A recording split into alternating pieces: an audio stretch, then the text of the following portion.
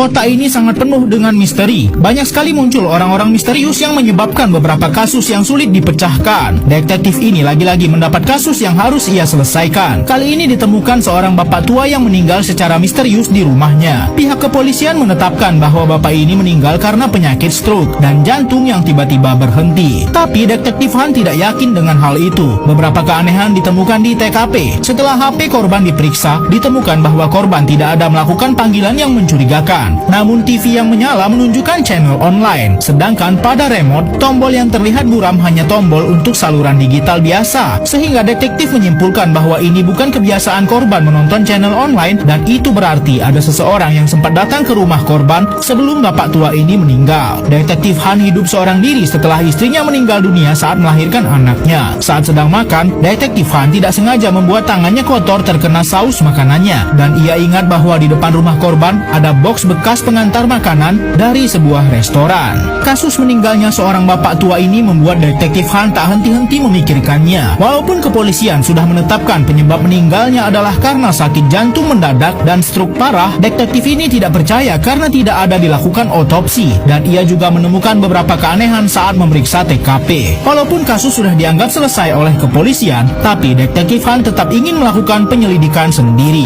Ia meminta tim kepolisian daerah memberikan data semua restoran Korea dan Jepang yang ada di wilayahnya. Detektif Han yakin bahwa pelakunya bisa jadi berkaitan dengan sebuah restoran Jepang atau Korea karena ditemukan jejak saus makanan pesan antar di depan rumah korban. Tapi walaupun sudah melakukan penyelidikan cukup panjang, Detektif Han tidak menemukan petunjuk apapun. Sampailah ia di sebuah restoran Korea yang terlihat palang dan nomornya tidak jelas. Ini adalah restoran terakhir yang belum ia selidiki. Kasus yang sedang dihadapi oleh Detektif Han membuatnya sangat penasaran. Walaupun polisi sudah menetapkan kasusnya ditutup karena korban diduga meninggal karena sakit, tapi Detektif Han masih yakin bahwa kasus meninggalnya bapak tua yang sedang ia tangani adalah tindak kejahatan dari orang lain. Detektif mencurigai salah satu pemilik restoran Korea karena di depan rumah korban ada bekas saus box pesan antar, dan box itu ada di restoran ini. Pemilik restoran mengatakan bahwa ia sudah biasa melakukan pesan antar, tapi detektif tahu bahwa orang ini sedang bohong karena saat HP korban diperiksa tidak ada riwayat panggilan memesan makanan, dan itu berarti orang ini datang sendiri ke rumah korban dan berpura-pura ingin mengantar makanan. Setelah yakin, detektif langsung menuduh orang ini, namun tentu saja ia tak mau mengaku. Karena tidak mau terlalu gegabah, detektif pun pergi saja dan mengatakan akan terus memperhatikannya. Detektif membongkar kembali semua berkas yang berkaitan dengan meninggal karena sakit, dan ditemukan beberapa keanehan yang sama. Hingga pada suatu malam, detektif menangkap basah pemilik restoran tadi yang ingin mencari korban lainnya. Tapi saat melakukan penangkapan, detektif tidak sadar bahwa ada mobil yang sedang